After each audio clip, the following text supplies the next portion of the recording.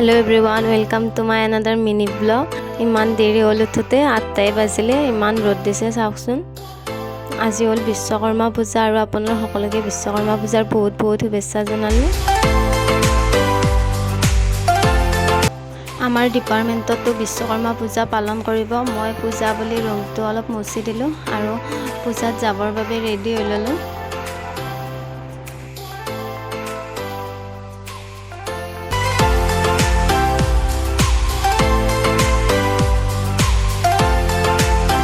পূজা শেষ হোৱাৰ পিছত আমি সকলোৱে প্ৰসাদ খালো চাহ খালো আৰু এতিয়া আমি খিচিৰি খাব আহিছোঁ খিচিৰি আছিলে সবজি আছিলে বিলাহী টক আছিলে পায়স আছিলে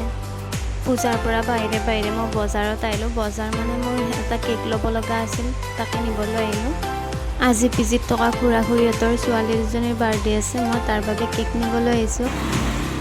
কেকটো লৈ মই ৰুমলৈকে আহিলোঁ আৰু মোৰ 2টাৰ পৰা ডিউটিও আছে ৰুমত আহি অলপ ফ্ৰেছ হৈ লওঁ সেইবাবে ৰুমত আহিলোঁ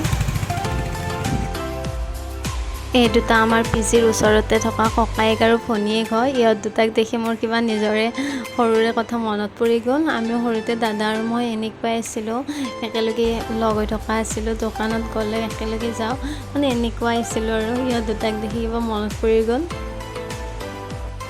এতিয়া মই ডিউটিলৈ আহিলোঁ যেহেতু 2টাৰ পৰা ডিউটি আছে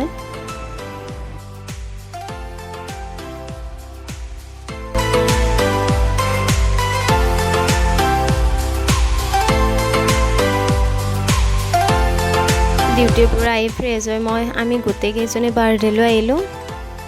ইহঁতে এতিয়া কেক কাটিব ধৰিছে এই দুজনী বাৰ্থডে গাৰ্ল হয় গায়ত্ৰী আৰু গৰিমা